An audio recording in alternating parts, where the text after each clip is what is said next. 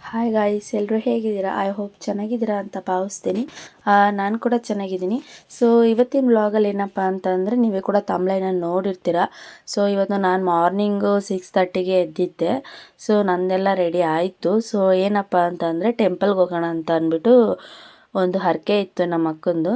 So ಅದು ಯಾಕೆ ಏನು ಅಂತ ಎಲ್ಲ ಹೇಳ್ತೀನಿ. ವಿಡಿಯೋನ ಎಲ್ಲೂ ಸ್ಕಿಪ್ ಮಾಡ್ದಂಗೆ ಎಂಡಿಂಗ್ವರೆಗೂ ನೋಡಿ. ಸೊ ಯಾರೋ ಹೊಸ್ದಾಗಿ ನನ್ನ ಚಾನಲ್ನ ನೋಡ್ತಾ ಇದ್ದರೆ ಇವಾಗಲೇ ಹೋಗಿ ಸಬ್ಸ್ಕ್ರೈಬ್ ಮಾಡ್ಕೊಂಡು ನೋಡಿ. ಹಾಗೆ ಮರಿಬೇಡಿ, ಒಂದೇ ಒಂದು ಲೈಕ್ ಕೊಡೋದನ್ನ ಮರಿಬೇಡಿ. ನಿಮ್ಮ ಸಪೋರ್ಟ್ ಯಾವಾಗಲೂ ಇದೇ ರೀತಿ ಇರಲಿ. ಸೊ ನಾನು ಇವತ್ತು 6:30ಗೆ ಎದ್ದಿದ್ದೆ. 6:30ಗೆ ಎದ್ಬಿಟ್ಟು ಸೊ ರೆಡಿ ಆಗೋಣ ಅಂತ ಹೇಳಿಬಿಟ್ಟು ಟೆಂಪಲ್ಗೆ ಹೋಗೋದಕ್ಕೆ ಅಂತ ಹೇಳಿಬಿಟ್ಟು ರೆಡಿ ಆಗಿದ್ದೆ. ಸೊ ನನ್ನ ಮಗ ಇನ್ನೂ ಮಲಗಿದ್ದ. ಅವನಿಗೆ ನಮ್ಮ ಹಸ್ಬೆಂಡೇ ಸ್ನಾನ ಮಾಡಿಸ್ಬಿಡ್ತಾರೆ. ಸೊ ಅವ್ರನ್ನ ಸ್ಕೂಲಿಗೆ ಕಳಿಸ್ಬೇಕಲ್ಲ. ಸೊ ನಾನು 2 ಮಕ್ಕಳನ್ನ ಇಟ್ಕೊಂಡು ಅವನಿಗೆ ಸ್ನಾನ ಮಾಡಿಸ್ಕೊಂಡು ಮತ್ತು ನನ್ನ ಮಗಳಿಗೂ ಮಾಡಿಸ್ಕೊಂಡು ಇರೋದಕ್ಕಾಗೋದಿಲ್ಲ. ಮತ್ತು ಅವನಿಗೆ ಟೈಮಿಂಗ್ಸ್ ಬೇರೆ ಇರುತ್ತೆ. ಮತ್ತು ನಾನು ಕೆಳಗಡೆ ಬಂದಾಗ ನಾಷ್ಟ ಗೀಷ್ಟ ಮಾಡೋದು, ಸೊ ಅದು ಕೆಲಸ ಇರುತ್ತೆ. ಅದಕ್ಕೋಸ್ಕರನೇ ನಮ್ಮ ಹಸ್ಬೆಂಡೇ ಅವನಿಗೆ ಸ್ನಾನ ಮಾಡಿಸ್ಬಿಡ್ತಾರೆ ನಮ್ಮ ಮನೆಯವರು. ಅವನಿಗೂ ಸ್ನಾನ ಎಲ್ಲ ಮಾಡಿಸಿ ಕಳಿಸಿದ್ರು. ಅವನಿಗೆ ರೆಡಿ ಮಾಡೋಣ ಅಂತ ಹೇಳ್ಬಿಟ್ಟು ರೆಡಿ ಮಾಡ್ತಾಯಿದ್ದೆ. ಏನಪ್ಪ ಅಂದರೆ ಅವತ್ತು ಗ್ರೀನ್ ಡೇ ಇತ್ತು ಸ್ಕೂಲಲ್ಲಿ. ಗ್ರೀನ್ ಡೇ ಹಾಕೊಂಬನ್ನಿ ಅಂತ ಹೇಳ್ಬಿಟ್ಟು, ಗ್ರೀನ್ ಕಲರ್ದು ಅಂತ ಹೇಳ್ಬಿಟ್ಟು ಹಾಕಿದೆ. ಅವ್ನು ಯಾಕೆ ಅಳ್ತಾ ಇದ್ದಾನೆ ಅಂತ ಅಂದರೆ, ಇವತ್ತು ಟೆಂಪಲ್ಗೆ ಹೋಗ್ತೀವಿ ಅಂತ ಹೇಳ್ಬಿಟ್ಟು ಅವನಿಗೆ ಗೊತ್ತಾಗೋಯಿತು. ನನ್ನ ಕರ್ಕೊಂಡು ಹೋಗ್ತಿಲ್ಲ ಅಂತ ಹೇಳ್ಬಿಟ್ಟು ಅವನು ಅಳ್ತಾ ಇದ್ದ, ಸ್ಕೂಲ್ಗೆ ಹೋಗೋದಿಲ್ಲ ಅಂತ ಹೇಳ್ಬಿಟ್ಟು ಏನೋ ಒಂದು ಹೇಳಿ ಕಳಿಸ್ದೆ. ಸೊ ಅವನ್ನ ಬಿಟ್ಬಿಟ್ಟು ಬಂದೆ. ನನ್ನ ಮಗಳನ್ನ ನಮ್ಮ ಅಕ್ಕನ ಮನೇಲೇ ಬಿಟ್ಬಿಟ್ಟು ಹೋಗಿದ್ದೆ. ಹೋಗೋಣ ಟೆಂಪಲ್ಗೆ ಅಂತ ಹೇಳಿಬಿಟ್ಟು ಅವಳನ್ನ ಎತ್ಕೊಂಡು ಹೋಗೋದಕ್ಕೂ ಆಗೋದಿಲ್ಲ, ಟೈಮ್ ಕೂಡ ಆಗಿಬಿಟ್ಟಿತ್ತು. ಅದಕ್ಕೆ ಅಲ್ಲೇ ಬಿಟ್ಬಿಟ್ಟು ಹೋಗಿದ್ದೆ. ಅವ್ನು ತುಂಬ ಅಳ್ತಾ ಇದ್ನಲ್ಲ. ಸೊ ಲಂಚ್ ಬ್ಯಾಗು ಅವ್ನು ಕರ್ಕೊಂಡೆಲ್ಲ ಹೋಗೋದಕ್ಕೆ ಹ್ಯಾಂಡಲ್ ಮಾಡೋದಕ್ಕೆ ಆಗೋದಿಲ್ಲ ಅಂದ್ಬಿಟ್ಟು ಅಲ್ಲೇ ಬಿಟ್ಟು ಹೋಗಿದ್ದೆ. ಸರಿ ಆಯಿತು ಅಂತ ಹೇಳ್ಬಿಟ್ಟು ಟೈಮ್ ಕೂಡ ಆಯಿತು, ಹೋಗೋಣ ಅಂತ ಹೇಳ್ಬಿಟ್ಟು ಟೆಂಪಲ್ಗೆ ಹೋಗ್ತಾಯಿದ್ದೀವಿ. ಸೊ ಏನಪ್ಪ ಹರಕೆ ಇತ್ತು ಅಂತ ಹೇಳಿದ್ರೆ, ಈಗ ಜಸ್ಟ್ ಒಂದು 3 ಮಂತ್ ಆಗಿತ್ತು. ನನ್ನ ಮಗಳಿಗೆ ಸ್ವಲ್ಪ ಹುಷಾರು ಇರಲಿಲ್ಲ. ಅಂದರೆ ಯುಗಾದಿ ಹಬ್ಬದ ದಿನ ಅಲ್ಲ, ಯುಗಾದಿ ಹಬ್ಬ ಆಗೋಕ್ಕಿಂತ ಮುಂಚೆನೇ ಸ್ವಲ್ಪ ನನ್ನ ಮಗಳಿಗೆ ಹುಷಾರು ಇರಲಿಲ್ಲ. ಯಾಕಪ್ಪ ಅಂತಂದರೆ, ನಾನು ವ್ಲಾಗ್ ಮಾಡಿದ್ದೀನಿ ಏನಾಗಿತ್ತು ಅಂತ ಹೇಳ್ಬಿಟ್ಟು. ಅಂದರೆ ಡಾಕ್ಟ್ರು ಮಾಡಿದ್ದು ಒಂದೇ ಒಂದು ತಪ್ಪಿಂದನೋ ಇಲ್ಲ ನಾವು ಮಾಡಿದ ತಪ್ಪಿಂದನೋ ಗೊತ್ತಿಲ್ಲ, ಸ್ವಲ್ಪ ಹುಷಾರಿಲ್ದಂಗೆ ಆಯಿತು. ಅವಳು ಐ ಸಿ ಯುಗೆ ಹೋಗೋ ಪರಿಸ್ಥಿತಿ ಕೂಡ ಬಂದಿತ್ತು. ಸೊ ಅಂಥ ಟೈಮಲ್ಲಿ ನಮ್ಮ ಅಕ್ಕ ಅವಳಿಗೆ ಹರಕೆ ಮಾಡ್ಕೊಂಡಿದ್ಲು. ಟೆಂಪಲ್ ಬಂದುಬಿಟ್ಟು ರಾಜೇಶ್ವರಿ ಟೆಂಪಲ್ ಅಂತ ಹೇಳ್ಬಿಟ್ಟು ನಮ್ಮ ಮನೆ ಹತ್ರನೇ ಇರೋದು. ಸೊ ರಾಜೇಶ್ವರಿ ಅಂದರೆ ಎಲ್ಲ ಫೇಮಸ್ ಅಂತಲೇ ಹೇಳ್ಬೋದು. ಎಲ್ಲ ಬೇರೆ ಕಡೆಯಿಂದ ಎಲ್ಲ ಬಂದಿರ್ತಾರೆ. ಅದು ಶುಕ್ರವಾರ ಟೈಮಲ್ಲಿ ಜಾಸ್ತಿ ಜನ ರಶ್ ಇರ್ತಾರೆ. ಶುಕ್ರವಾರ ಹೋಗೋಣ ಅಂತ ಹೇಳ್ಬಿಟ್ಟು ಹೋಗಿದ್ದು. ಫ್ರೈಡೇ ಆಗಿತ್ತು.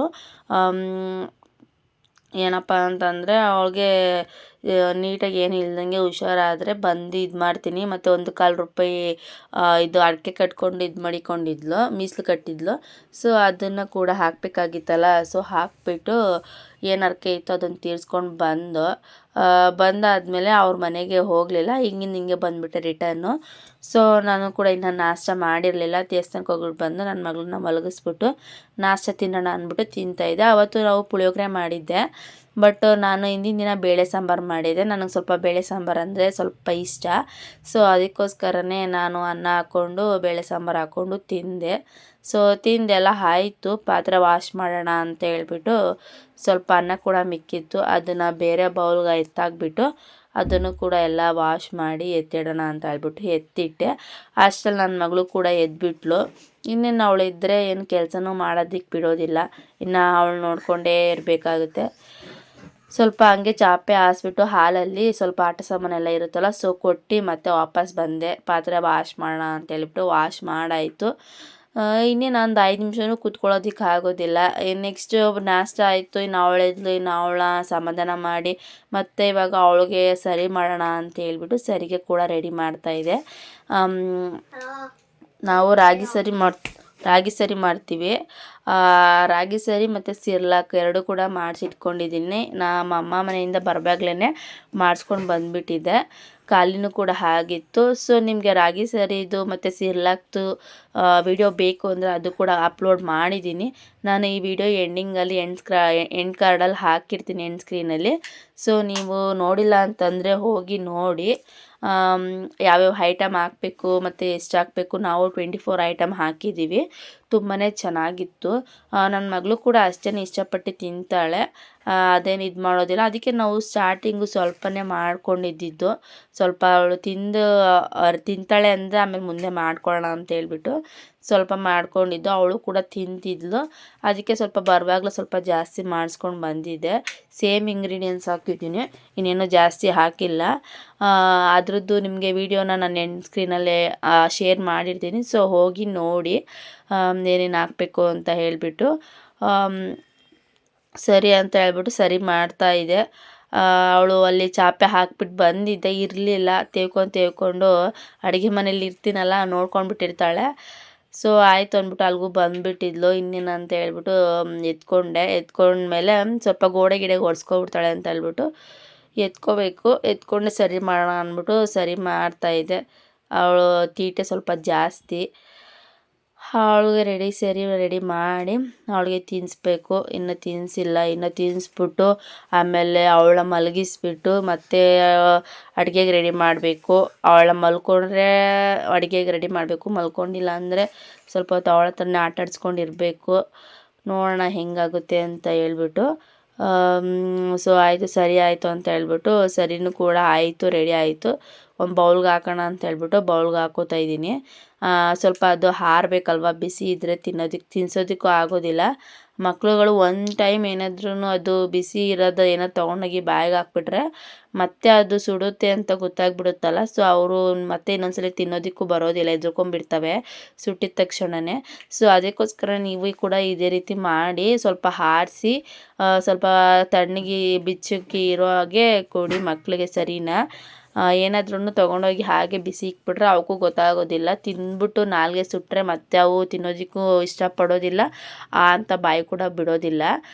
ಮಕ್ಕೊಡ್ದಂಗೆ ಆಯ್ತವೆ, ಆವಾಗ ತಿನ್ನೋದೇ ಬಿಟ್ಬಿಡ್ತವೆ, ಸರಿನಾ? ಸೊ ಮೊದಲೇ ನೀವು ಅದನ್ನು ಹಾಕುವಾಗಲೇ ನೀವು ಒಂದು ತಟ್ಟೆಲ್ಲ ಹಾಕಿಬಿಡಿ.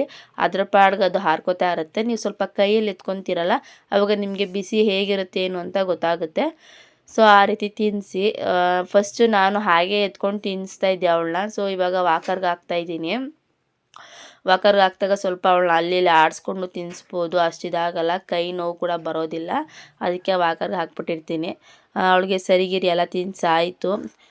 ಸೊ ಅವಳು ಮಲ್ಕೊಂಡಿರಲಿಲ್ಲ, ಎದ್ದು ಆಟಾಡ್ತಾ ಇದ್ಲು. ಸೊ ಆಯಿತು, ಹಂಗೆ ಮೊಸಪ್ಗೆ ರೆಡಿ ಮಾಡೋಣ ಅಂತ ಹೇಳ್ಬಿಟ್ಟು ಸೊಪ್ಪಿತ್ತು. ಸೊ ಮೊಸಪ್ಗೆ ರೆಡಿ ಮಾಡ್ತಾಯಿದ್ದೆ. ನಾನಿಲ್ಲಿ ಏನಪ್ಪ ಅಂತಂದರೆ ಫಸ್ಟು ಸೊಪ್ಪು ಹಾಕ್ಕೊಂಡು ಸೊಪ್ಪು ಮೇಲೆ ಹಾಕ್ಕೊತಾರೆ. ನಾನಿಲ್ಲಿ ಫಸ್ಟು ಬೇಳೆ ನೀರು ಹಾಕ್ಕೊಂಡು ಅದಕ್ಕೆ ಸ್ವಲ್ಪ ಜೀರಿಗೆ ಮತ್ತು ಟೊಮೊಟೊ, ಒಂದು ಸ್ವಲ್ಪ ಹುಣಸೆಹಣ್ಣು ಮತ್ತು ಒಂದು ಚಿಟಿಕೆ ಅರಿಶಿನ ಅದೆಲ್ಲ ಹಾಕ್ಕೊಂಡಿದ್ದೀನಿ. ಮತ್ತು ಒಂದೆರಡು ಈರುಳ್ಳಿ ಮತ್ತು ಒಂದೆರಡು ಗೆಡ್ಡೆ ಬೆಳ್ಳುಳ್ಳಿ, ಚಿಕ್ಕದು ಈರುಳ್ಳಿ ಬರುತ್ತಲ್ಲ, ಸೊ ಅದನ್ನು ಹಾಗೆ ಹಾಕ್ಕೊಂಡಿದ್ದೆ. ಅದೆಲ್ಲ ಹಾಕ್ಕೊಂಡು ಮತ್ತು ಇಲ್ಲಿ ಮಾಮೂಲಿ ನೀವು ಸಾಂಬಾರು ಪುಡಿ ಮಾಡ್ತಿರಲ್ಲ, ಸೊ ಅದನ್ನೇ ಒಂದೆರಡು ಸ್ಪೂನ್ ಹಾಕ್ಕೊಂಡಿದ್ದೆ. ನೀವು ಖಾರಕ್ಕೆ ತಕ್ಕನಾಗ ಹಾಕ್ಕೊಳ್ಳಿ. ಸ್ವಲ್ಪ ಹಸಿಮೆಣ್ಸಿಕಾಯಿ ಕೂಡ ನಾನು ಹಾಕಿದ್ದೆ, ಸ್ವಲ್ಪ ಟೇಸ್ಟ್ ಚೆನ್ನಾಗಿರುತ್ತೆ ಹಸಿಮೆಣ್ಸಿಕಾಯಿ ಹಾಕೋದ್ರಿಂದ ಅಂತ ಹೇಳ್ಬಿಟ್ಟು ಹಾಕಿದ್ದೆ. ಸೊ ಅದೆಲ್ಲ ಹಾಕಾದ್ಮೇಲೆ ಮಿಕ್ಸ್ ಮಾಡಿ ಆಮೇಲೆ ನಾನಿಲ್ಲಿ ಸೊಪ್ಪನ್ನ ಹಾಕೋತೀನಿ. ಸೊಪ್ಪೆಲ್ಲ ಹಾಕಿ ಆದಮೇಲೆ ಅದು ಒಂದು 2ರಿಂದ 3 ವಿಜಿಲ್ ಕೂಗಿಸ್ತೀನಿ. 2ರಿಂದ 3 ವಿಜಿಲ್ ಕೂಗಿಸಿದ್ಮೇಲೆ ಮಾಮೂಲಿ ಅದು ರುಬ್ಬುತ್ತೀವಲ್ಲ, ರುಬ್ಬಬೇಕು ಅಂದರೆ ಆರಬೇಕು. ಆರಾದಮೇಲೆ ಒಗ್ಗರಣೆಗೆ ಹಾಕ್ತೀನಲ್ಲ, ಸೊ ಅದೇ ಕುಕ್ಕರ್ಗೆ ಬಗ್ಗಿಸ್ಕೊಂಡು ಆಮೇಲೆ ರುಬ್ಬಾದ್ಮೇಲೆ ಒಗ್ಗರಣೆ ಕೂಡ ಹಾಕಿದೆ. ಒಗ್ಗರಣೆ ಹಾಕಾದ್ಮೇಲೆ ಫಸ್ಟು ಬೇಳೆ, ಟೊಮೊಟೊ, ಬೆಳ್ಳುಳ್ಳಿ ಮತ್ತು ಜೀರಿಗೆ ಅದೆಲ್ಲ ಹಾಕಿರ್ತೀನಲ್ಲ, ಬಗ್ಗಿಸ್ದಾಗ ಮೇಲ್ಗಡೆ ಹಾಗೆ ಕೂತಿರುತ್ತೆ. ಸೊ ಫಸ್ಟು ಅದನ್ನು ನಾನು ರುಬ್ಬಿಟ್ಟು ಒಗ್ಗರಣೆಗೆ ಹಾಕ್ತೀನಿ. ಆಮೇಲೆ ಅದರದ್ದು ನೀರು ಇರುತ್ತಲ್ಲ, ಬಸ್ತಿರೋ ನೀರು, ಅದನ್ನು ಹಾಕಿ ಮತ್ತು ಸೊಪ್ಪು ಇರುತ್ತಲ್ಲ, ಸೊಪ್ಪನ್ನ ರುಬ್ಬಿಟ್ಟು ಜಾಸ್ತಿ ನುಣ್ಣಗೆ ಮಾಡಲ್ಲ, ಒಂದೆರಡು ತರಿಯಾಗಿ ರುಬ್ಬಿಟ್ಟು ಅದನ್ನು ಕೂಡ ಹಾಕ್ಬಿಡ್ತೀನಿ. ಕುದಿಯೋ ಟೈಮ್ಗೆ ಸ್ವಲ್ಪ ಸಾಲ್ಟ್ ಹಾಕ್ಬಿಟ್ಟು ತಿರುಗಿಸ್ಬಿಟ್ರೆ ಅದು ಸ್ವಲ್ಪ ಕುದಿಬೇಕು. ಕುದಿ ಬಂದಮೇಲೆ ಮುಗೀತು. ಸೊ ಸಾಂಬಾರ್ದಾಯಿತು. ಇನ್ನೇನು 1:30 ಆಗೋಯಿತು. ನನ್ನ ಮಗನ ಕೂಡ ಸ್ಕೂಲಿಂದ ಬಿಡ್ತಿದ್ರು, ಲೇಟ್ ಆಗೋಯಿತು ಹೋಗೋಷ್ಟ್ರೇ. ಸೊ ಹೋಗೋಣ ಅಂತ ಹೇಳ್ಬಿಟ್ಟು ಅವನು ಕೂಡ ಕರ್ಕೊಂಬರೋಣ ಅಂತೇಳ್ಬಿಟ್ಟು ಹೋಗಿದ್ದೆ. ಅವನು ಕೂಡ ಕರ್ಕೊಂಡು ಬಂದು. ಸೊ ಬಂದಾದಮೇಲೆ ಅವನು ಕೂಡ ಕೈ ಕಾಲೆಲ್ಲ ವಾಶ್ ಮಾಡಿಸಿ ಊಟ ಹಾಕ್ಕೊಟ್ಟಿದ್ದೆ, ಮೊಸಪ್ಪು ಅನ್ನ. ಸೊ ಅವ್ನು ಲಂಚ್ ತಿಂದಿರ್ತೀನಲ್ಲ, ಸೊ ಮೊಸಪ್ಪು ಅನ್ನ ಹಾಕ್ಕೊಟ್ಟಿದ್ದೆ, ತಿಂತಾಯಿದ್ದ. ತಿಂದಾದಮೇಲೆ ಇನ್ನೇನು ಮೇಲೆ ಮಲ್ಕೊಳ್ಳೋದು. 1:30 ಅವ್ನು ಬಂದಮೇಲೆ ನಮ್ಮದು ಊಟ ಗೀಟ ಎಲ್ಲ ಆಯಿತು. ಪಾತ್ರೆ ಎಲ್ಲ ವಾಶ್ ಮಾಡಿ ಮೇಲೆ ಬರೋಷ್ಟರಲ್ಲಿ 2 o'clock ಅಂದರೆ ಅಲ್ಲೇ ಆಗೋಗಿತ್ತು. 3:30 ಆಗೋಗಿತ್ತು ಮೇಲೆ ಬರೋಷ್ಟರಲ್ಲಿ. ಸೊ ಮೇಲೆ ಬಂದು ಹೆಂಗಿದ್ರು ಅವತ್ತು ದೇವಸ್ಥಾನಕ್ಕೆ ಹೋಗ್ಬೇಕಾಗಿತ್ತಲ್ಲ, ಬೆಳಗ್ಗೆನೇ ಸ್ವಲ್ಪ ನಮ್ಮ ಅತ್ತೆನೇ ಸ್ನಾನ ಮಾಡಿಸ್ಕೊಟ್ಬಿಟ್ಟಿದ್ರು ನನ್ನ ಮಗಳಿಗೆ. ಇಲ್ಲ ಅಂದಿದ್ರೆ ನಾನು 3:30ಗೆ ಬಂದು ಅವಳಿಗೆ ಸ್ನಾನ ಮಾಡಿಸಿ ಮಲಗಿಸೋ ಅಷ್ಟರಲ್ಲಿ 4:30 ಆಗೋಗ್ತಿತ್ತು. ಸ್ವಲ್ಪ ಹೆಂಗೋ ಸ್ನಾನ ಮಾಡಿಸಿದ್ದಕ್ಕೆ ಸೊ ಬಂದಿದ್ದ ತಕ್ಷಣ ಮಲ್ಕೊಂಬಿಟ್ಲು. ನನಗೆ ಸ್ವಲ್ಪ ಕೆಲಸ ಕೂಡ ಇತ್ತು, ಅವನು ಕೂಡ ಮಲಗಿಸ್ಬಿಟ್ಟು ಅವಳನ್ನು ಮಲಗಿಸ್ದೆ. ಸ್ವಲ್ಪ ಮಿಷಿನ್ಗೆ ಹಾಕೋ ಬಟ್ಟೆ ಎಲ್ಲ ಹಾಗೆ ಇತ್ತು, ಅದನ್ನೆಲ್ಲ ಹಾಕೋಣ ಅಂತ ಹೇಳ್ಬಿಟ್ಟು ತೊಗೊಬಂದು ಹಾಕೋಣ ಅಂತ ಹೇಳ್ಬಿಟ್ಟು ಹಾಕ್ತಾಯಿದ್ದೆ. ಮಿಷಿನ್ ಕೂಡ ಹಾಕಿದ್ದೆ. ಇಷ್ಟು ಬಟ್ಟೆ ಇತ್ತು, ಜಾಸ್ತಿ ಬಟ್ಟೆ ಆಗೋಗಿತ್ತು, ಹಾಕಿರಲಿಲ್ಲ ಆವತ್ತಿಂದ. ಮಿಷಿನ್ ಇದೆಯಲ್ಲ ಅಂದ್ಬಿಟ್ಟು ಒಂದು 2 ಟ್ರಿಪ್ ಹಾಕಬೇಕು. ಹಾಕಾದ್ಮೇಲೆ ಎಲ್ಲ ಅವಳು ಮಲಗಿದಾಗಲೇ ಹಾಕ್ಬಿಡ್ಬೇಕು. ಅವಳು ಮಲಗಿದಾಗ ನಾನು ಸ್ವಲ್ಪ ಬಟ್ಟೆ ಗಿಟ್ಟೆ ಇರ್ತಾವಲ್ಲ ಅಂಥವು ಹಾಕೋತೀನಿ. ಸ್ವಲ್ಪ ಚಿಕ್ಕ ಚಿಕ್ಕ ಕೆಲಸ, ಅವಳದು ಉಚ್ಚೆ ಬಟ್ಟೆ ಕಕ್ಕ ಬಟ್ಟೆ ಒಗೆಯೋ ಅಂಥದ್ದು ಮಾತ್ರ ಮಾಡ್ಕೊತೀನಿ ಅಷ್ಟೇ. ಸೊ ಅದು ಬಟ್ಟೆ ಎಲ್ಲ ಆದಮೇಲೆ ಒಣಗೋಕ್ಕೂ ಆಗೋದಿಲ್ಲ, ಅವಳನ್ನ ನೋಡ್ಕೊತಾ ಇರಬೇಕು. ಒಂದು ಸಲ ಮಂಚದ ಮೇಲೆ ಮಲಗಿಸಿರ್ತೀವಲ್ಲ, ಸೊ ಹುಷಾರಾಗಿ ನೋಡ್ಕೋಬೇಕಾಗುತ್ತೆ, ಇನ್ನು ಚಿಕ್ಕ ಮಗು ಅಲ್ವಾ. ಆಮೇಲೆ ಅವಳು ಎದ್ಮೇಲೂ ಒಣಗಾಕೋದಕ್ಕೂ ಆಗೋದಿಲ್ಲ. ಸೊ ನಮ್ಮ ಮನೆಯವ್ರು ಬಂದಮೇಲೆ ಒಣಗಾಕಬೇಕು ಅದನ್ನು. ಸೊ ಬಟ್ಟೆ ಎಲ್ಲ ವಾಷಿಂಗ್ ಆಯಿತು, ಎಲ್ಲ ಎತ್ತಿಕ್ಕಿದೆ, ಒಣಗಾಕಲಿಲ್ಲ. ಇನ್ನೇನು ಸಂಜೆ 6 ಗಂಟೆ ಆಯಿತು. ಹಾಲು ಕಾಯಿಸೋಣ ಅಂತ ಅಂದ್ಬಿಟ್ಟು ಬಂದೆ. ನನ್ನ ಮಗಂಗೆ ಹಾಲು ಕಾಯಿಸ್ಕೊಡೋದು, ಮತ್ತು ನಾವು ಕಾಫಿ ಕಾಯಿಸ್ಕೊಳ್ಳೋದು. ಸೊ ಆವಾಗಲೂ ಕೂಡ ಅವಳನ್ನ ಚಾಪೆ ಮೇಲೆ ಹಾಕ್ಬಿಟ್ಟು ನನ್ನ ಮಗ ಇರ್ತಾನಲ್ಲ, ಸೊ ಆವಾಗ ಆಟಾಡ್ತಾ ಇರ್ತಾಳೆ, ಅಲ್ಲೇ ಬಿಟ್ಬಿಟ್ಟು ಅವ್ನಿಗೆ ಹಾಲು ಕಾಯಿಸ್ಬಿಟ್ಟು ನಾವು ಕಾಫಿ ಊಟ ಎಲ್ಲ ಕುಡ್ಕೊಂಡು ಇದ್ದು. ಅವನು ಸ್ವಲ್ಪ ಇನ್ನೇನು ಟೈಮ್ ಆಯಿತು, ಒಂದು 8-8:30 ಆಗಿತ್ತು ನೈಟು. ಅವಳಿಗೆ ಊಟ ತಿನ್ನಿಸ್ಬೇಕಲ್ಲ. ಸೊ ನಾನು ನೈಟ್ ಹೊತ್ತು ಅವತ್ತು 2 ಟೈಮ್ ಸರಿ ತಿನ್ನಿಸಿದೆ. ನೈಟು ಸ್ವಲ್ಪ ಅನ್ನ ಮತ್ತು ಇದು ಕ್ಯಾರೆಟು ಮತ್ತು ಸೊಪ್ಪಿಲ್ಲಾಂದರೆ ಬೇಳೆ ಕೂಗಿಸ್ಬಿಟ್ಟು ತಿನ್ನಿಸೋಣ ಅಂತ ಹೇಳಿಬಿಟ್ಟು ಸ್ವಲ್ಪ ಅದನ್ನೇ ತಿನ್ನಿಸ್ದೆ. ನಾನು ಬೆಳಗ್ಗೆ ಸರಿ ತಿನ್ನಿಸಿದ್ರೆ ಮಧ್ಯಾಹ್ನ ಅನ್ನ ತಿನ್ನಿಸ್ತಾಯಿದ್ದೆ, ಮತ್ತು ನೈಟ್ ಸಿರ್ಲಾಕ್ ತಿನ್ನಿಸ್ತಾಯಿದ್ದೆ. ಸೊ ಆ ಥರ ಮಾಡ್ಕೋತಾ ಇದ್ದೆ. ಬಟ್ 2 ಟೈಮ್ ಸರಿ ಆಯಿತು ಅಂದ್ಬಿಟ್ಟು ಅನ್ನ ತಿನ್ನಿಸಿದೆ ಬೆಳಿಗ್ಗೆ. ಸೊ ಎಲ್ಲ ನೈಟ್ ಆಯಿತು, ಮಲ್ಗೋಣ ಅಂತ ಹೇಳ್ಬಿಟ್ಟು ಒಂದು 10:30 ಆಗೋಯಿತು ಮಲ್ಕೊಳ್ಳೋದಕ್ಕೆ ಮೇಲೋದು. ಸೊ ಈ ವ್ಲಾಗ್ ನಿಮಗೆ ಇಷ್ಟ ಆಗಿದರೆ ಇವಾಗಲೇ ಹೋಗಿ ಲೈಕ್ ಮಾಡಿ, ಲೈಕ್ ಮಾಡೋದನ್ನ ಮರಿಬೇಡಿ. ಹಾಗೆ ಯಾರು ಸಬ್ಸ್ಕ್ರೈಬ್ ಆಗಿಲ್ವೋ ಇವಾಗಲೇ ಹೋಗಿ ಸಬ್ಸ್ಕ್ರೈಬ್ ಮಾಡಿಕೊಂಡು ನನ್ನ ವೀಡಿಯೋಸ್ನ ನೋಡಿ. ನಿಮ್ಮ ಸಪೋರ್ಟ್ ಯಾವಾಗಲೂ ಇದೇ ರೀತಿ ಇರಲಿ. ಒಂದು ಲೈಕ್ ಕೊಡೋದನ್ನ ಮಾತ್ರ ಮರಿಬೇಡಿ. ನಿಮ್ಮ ಸಪೋರ್ಟ್ ಯಾವಾಗಲೂ ಇದೇ ರೀತಿ ಇರಲಿ. Keep watching and keep smiling. Thank you all. Bye bye.